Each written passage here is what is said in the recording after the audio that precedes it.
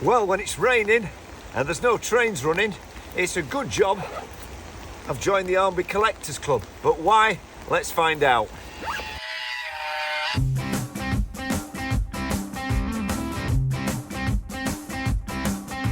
Stop, look, listen, cause you're gonna hear a brand new story about a great engineer. He's the greatest of them all, we claim. Number one is his engine, Casey Jones, his name. Casey Jones, steaming and a rolling. Casey Jones, you never have to guess. When you hear a tooting of the whistle, it's a Casey at the throttle of the Cannonball Express. Well, hi, my name's Andy. This is my channel, Modeloco, for all things model railway. Please subscribe, give us a thumbs up. We're at the bank balance. Well, I started the show today out on the Keighley and Worth Valley Railway. There's nothing to worry about if no trains are running. There's a few trains running here. Why Haworth and why the Collectors Club? Well, yes, I've got my official letter and I've got my little badge to put around my neck. And it has to be said, it's not the first year I've been a member of the Collectors Club, but to be honest, there was never really much to offer until this year. This locomotive lives about 10 miles away from me. It's the club exclusive and the reason why I've joined. I went over trying to find it, but all is not lost. I do have some photographs coming up to display alongside the model itself, and they have been kindly donated from the Keighley and Worth Valley Railway, and I'm crediting Mr. Tom Marshall, who took these brilliant images of this locomotive. Right, it's a double O gauge one we're looking at today. And what I'm talking about came boxed in that, wrapped. And this is the item we're looking at, and this is what we're going to be putting in it. An 8-pin Bluetooth DCC sound decoder by Hornby, TXS XXX sound. These decoders are half the price, which makes these even better value. This is the item. The Hornby Standard 2MT KWVR preserved 260 and number 78022. Yep. This is the first time I've seen this.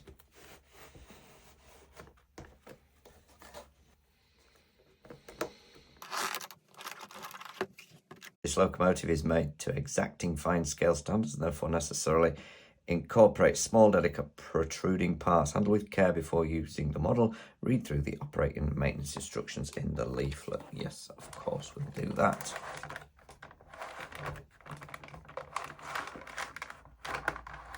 Slide it out of packaging. Accessory pack here. And this includes the snow plough.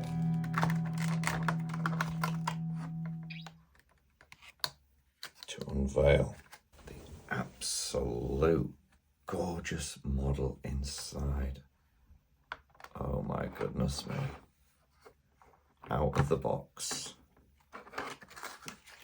and onto the cradle to have a look.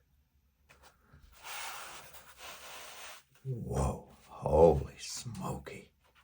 Look at the intricate detail here. Can you see inside that gap? Oh my goodness. Just first look at this. Of course, we've got to get this little packing piece out from between tender and loco. We definitely don't want that in there. That's that. You always want to get that out first. And there she is.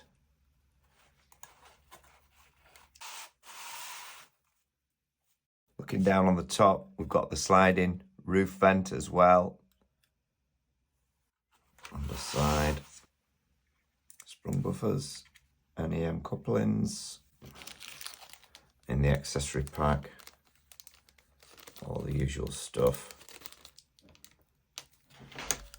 Out of this, I'm wanting a snowplow. Vacuum pipes and everything else, steps. I do believe that is the water scoop. NEM coupling for the front.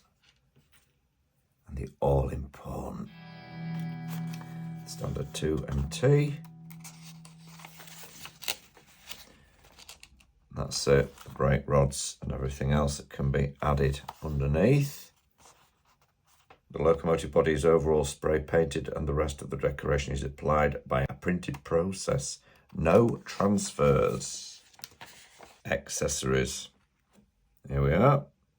To create a closer coupling for display purposes, connect the tender to the locomotive by utilising the closer of the two holes on the drawbar. It's a radius 2, 438mm minimum curve that this locomotive will go round. Turn the tender upside down. You'll need to remove the two assembly screws. So that's what we're going to need to do to fit and get this DCC equipped. I would imagine with the weight of the tender, it's already got a speaker in there, but we shall find out. Hornby recommend the use of tool X6468 to remove, assemble the plug into the socket in the tender, available through the Hornby service department. When reconnecting, note that the plug can be located one way only, as shown in figure 7. So, this little bit should just easily clip into our NEM socket. Detailing on this is unbelievable. You hardly know where to grab it. The only thing I'm sort of concerned about is that doesn't seem to give enough, but when you're looking at that, I was a little bit worried that it wouldn't go round. So I just want to sort of ease my thoughts on this. And that is the second radius. So as you can see, it's right up against that buffer beam. This buffer beam was a little bit detached. I just had to clip it back in, but it just pushed in. Not the sprung bit, but the actual housing of the buffer itself. Yeah, that's going round there.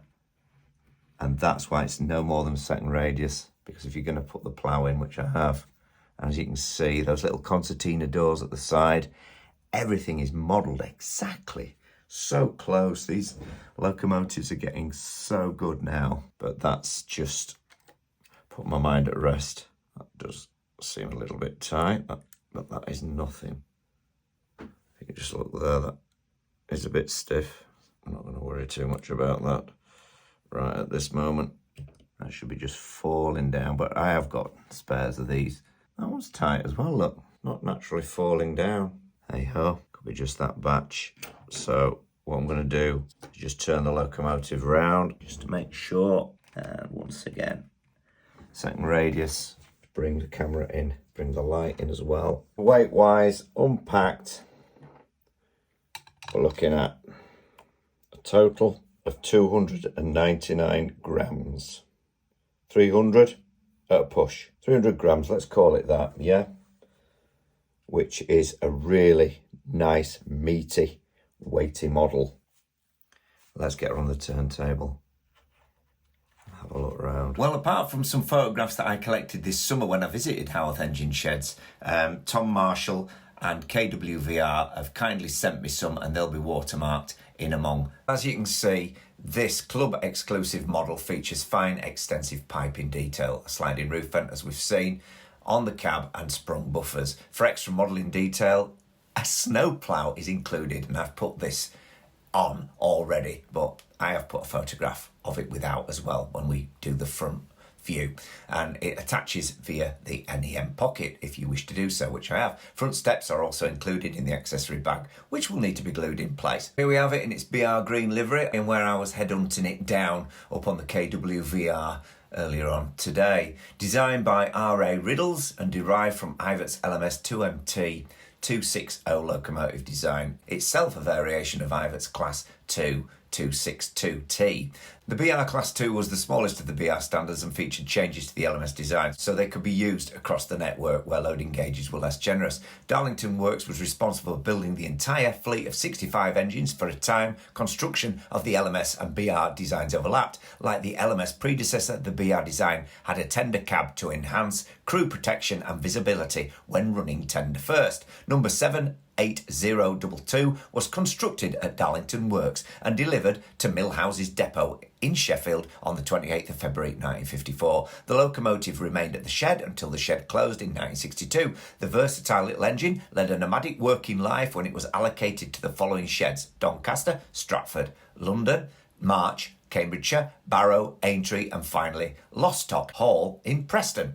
Withdrawal from service occurred in February 1967 and the locomotive then being sent to Barry Scrapyard of Wooden Brothers in South Wales. Left to languish at the scrapyard, it wasn't until 1975 that the Standard 4 Locomotive Society acquired 78022 for preservation on the Worth Valley Railway, now the Keighley and Worth Valley Railway.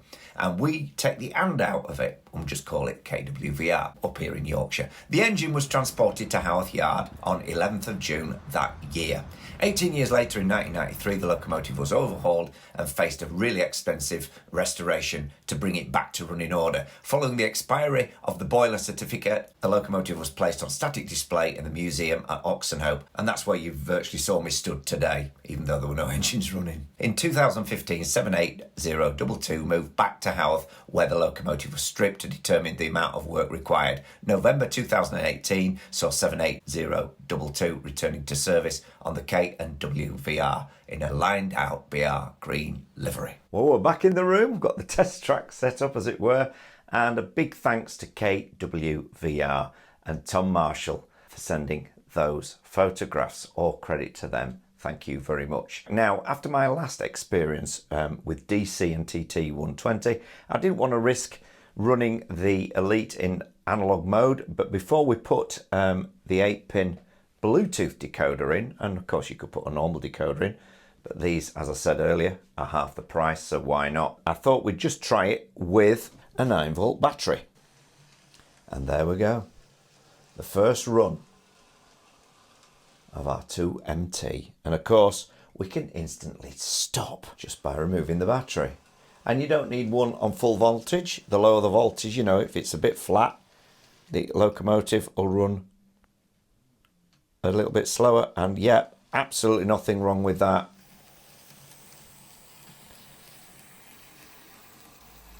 So yeah, I'm totally happy with that. Really smooth running. So the next thing to do is fit the DCC XXX sound decoder into the 2MT. And to take the tender off, following the instructions, it's these two screws. The back of the tender has two lugs, it says, so we'll just have to go in carefully. Can't stipulate enough, get the right jeweler's screwdriver. From what I'm seeing, these aren't held in at all very much. Just take those out. There's two raised bits on the plastic housing, they're not washers. We can turn the locomotive back over onto the deck. The tender then should just lift off. And it does. Oh, no speaker. So this is the way. Here's the blanking plug. It's a little bit different. Just tease that one out. Keep it the right way up. And we'll move that out of the way for now. Bring this into play. An 8-pin decoder to match this. Let's see, and tease out what we've got in here. Declaration of conformity, which gives the radiation amount given off. And these are Bluetooth. I do sometimes do a little EMF test. They don't give much off, but it all builds up when you've got it on your gadgets or in your room. Instructions in French, German and what have you, and English probably and French. Our decoder. Here's our 8-pin one. See just a bit of a dangling wire there, whether that's for extra lighting or earthing or something, I'm not sure. There's a speaker socket and a power bank socket, so no soldering with these Bluetooth decoders. And this shows our power bank. I don't think we're going to get one in there, and to be honest, I really don't think one's necessary in this unit. We've got our sugar cube speaker, which comes in a bag as well. Also, within all these little bits comes a sandwich bag, for want of a better word, and the various resonance enclosures. There's less room in this tender because it is shaped in a certain way. So we'll pick one of those out. You just break them away, and yeah, here's a bit of tape on the back of this. Comes off. And our sugar cube speaker with a self-adhesive label just peels away, and then you stick it to your selected resonance enclosure, and the speaker just sits on these, whichever one you pick. Okay, so that then plugs into the speaker bit of this. And these are just absolutely minute, but yeah, they just plug in. Boom! Speaker plugged in to decoder. Now, how much is going to be left for us to play with in here? Well, this little lot goes back in here. I am going to wrap a little bit of adhesive tape. Yeah, just a bit of that round there should suffice, I would have thought. Just to protect the decoder. The smallest little box to do is that one, and that's the one I'm going to put on. Get rid of that. So just peel that off and then just offer this on, which seals it at the same time. And then maybe a little bit of tape just to hold these tiny wires. There we are.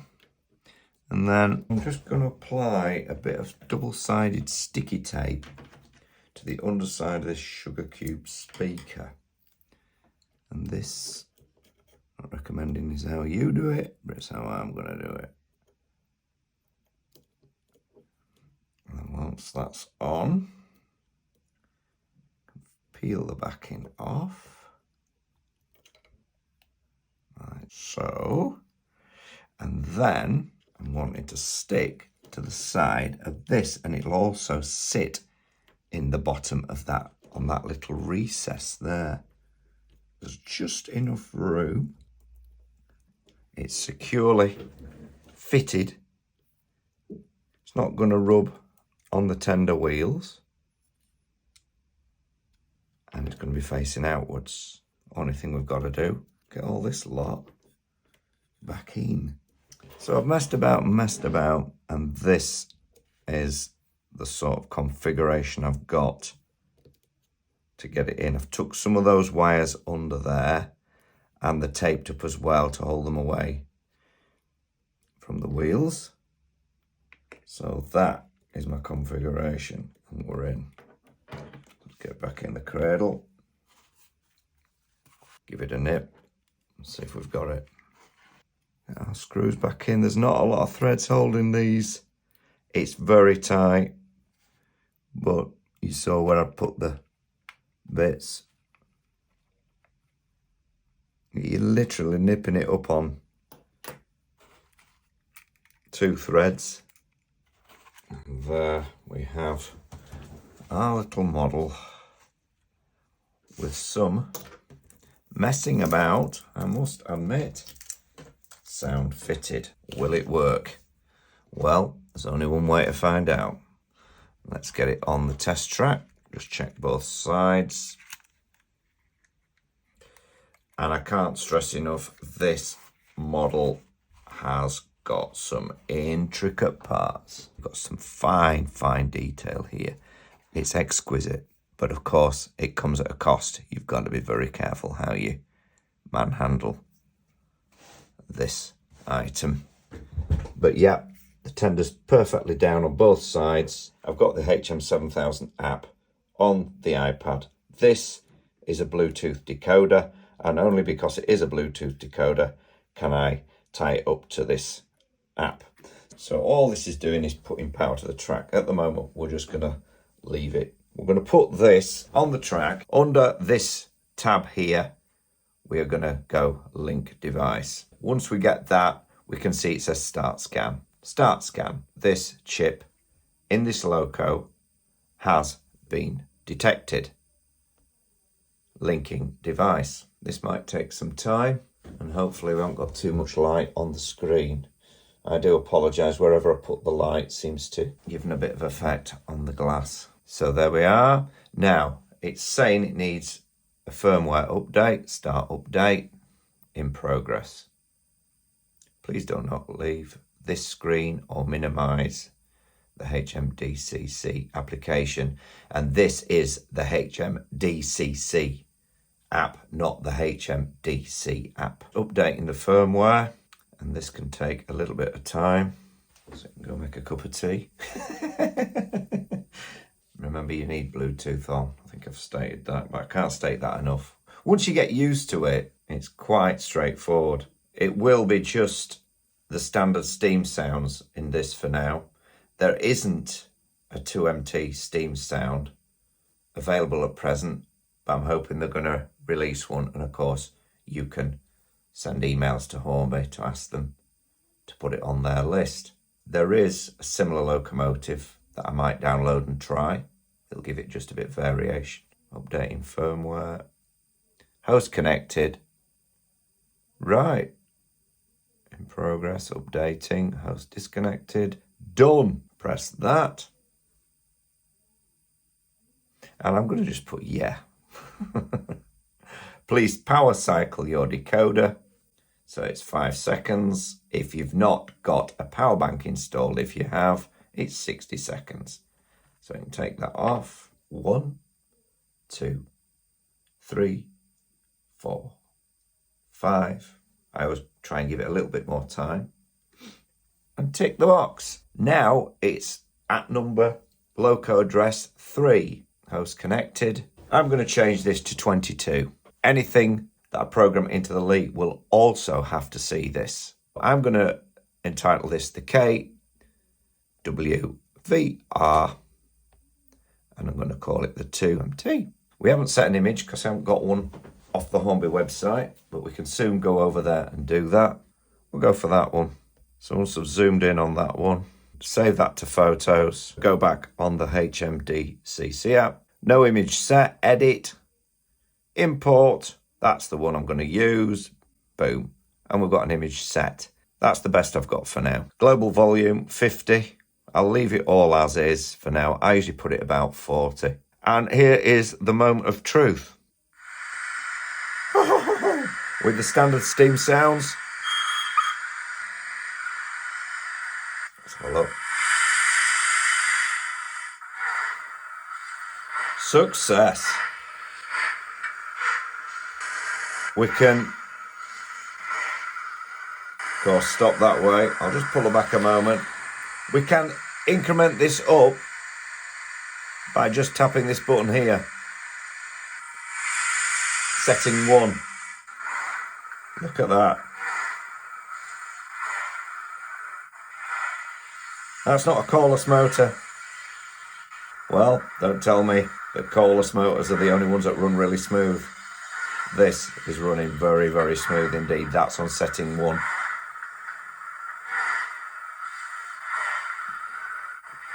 That's fantastic. That's not even running. Setting 2. Look at that. We'll try it in reverse. Brake. I will just do it like that for now. Back. Setting 1.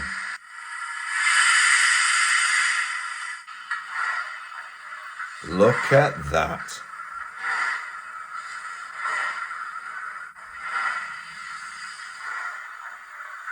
That is superb. And more pickups, obviously. So what I will do now is this bit of track's a bit dirtier. So we'll just stop it and see if it stops on that. Just seen in the light, the lamp irons at the front all sticking up beautifully. All the detail on here, picked out, the handrails, all the pipe work, roof vents, the riveting, the coal, the water hatch here, steps down, handrails on the tender. The only fault I've found on, here we are on the dirty track now. She's really testing it at speed step 1 with the extra pickups in the tender as they'll swap between. The only fault I've found with the whole locomotive is these NEM couplings were a bit stiff, but that's nothing. I'll be changing them out probably anyway. And then on page 3, you can put it in automated function mode, which will give it a little whistle as it sets off. Brake. Test the inertia. Or should I say the deceleration rate. So what I am going to do is, before I link it to the Elite, go into Locomotive settings and browse profiles. If we go down to the Steam, these are getting added to all the time. As I go down to Steam, what's nearer? The B12 or the 4F? Well, that's the same wheel configuration. So I'd probably go with that, a B12. Install the Locomotive profile by tapping that, and then it's updating. If you guys out there think there's a better sound profile, let me know. There's not an exact one for this, but they are going to eventually have one for the 2MT. I'm really thrilled that I've managed to fit the sound decoder in as well. It was tight. As my mum said, if you're a bit ham-fisted, get someone to do it for you. Pay that money. But I'm going to wait 12 minutes now as it updates his profile, then we'll have a listen to that. So here we are. I've downloaded and put the B12 sounds in. So, bit different sounds. So now, what we can try and do is go on to Locomotive settings and try and get it running on DCC. And there we have it. It's loading the sounds. Obviously I haven't got the dongle, but you can still work them independently. When the dongle is released and you insert that into the back of one of these, it'll send the information back and forth. But for now, all operates the same. Yeah, I've got it on channel 2. We can operate the Locomotive as before. Beautiful. That's served its purpose. I can drink my coffee in peace. Cheers to the 2MT. And that's just about it. I can show you it running without the sounds. Look at that. Runs as smooth as a bell. In fact, sorry, I keep going to channel 1. In fact, I think it's smoother than the Bachmann pannier that I just did. That's a 5-pole motor, and I'm sure that pole motors get more torque on them than any coreless motor. Could be wrong, but let me know in the comments. But that, look at that. There's no juddering. That's 10 out of 10. That's superb. We can go back onto Bluetooth. So the sound comes on and it immediately goes off from where we left off. Automated function control.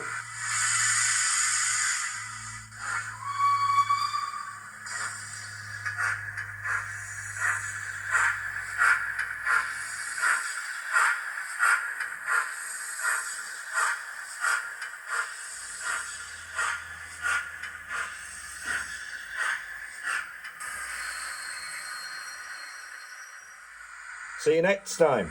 Enjoy modelling. Give us a thumbs up. Subscribe to the channel if you haven't already. Hit the notification bell. Won't hurt the bank balance. See you on the next one. And that is the K&WVR 2MT preserved. And why I joined the Hornby Club this year. Fantastic model. Thanks Hornby. 10 out of 10.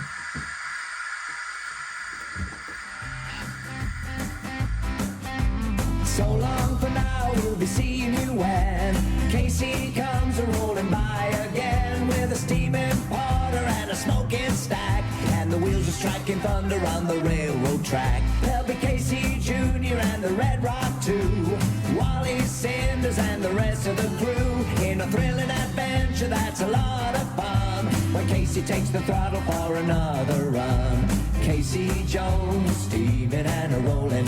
Casey Jones, you never have to guess. When you hear a tooting of the whistle, it's a Casey at the throttle of the Cannonball Express.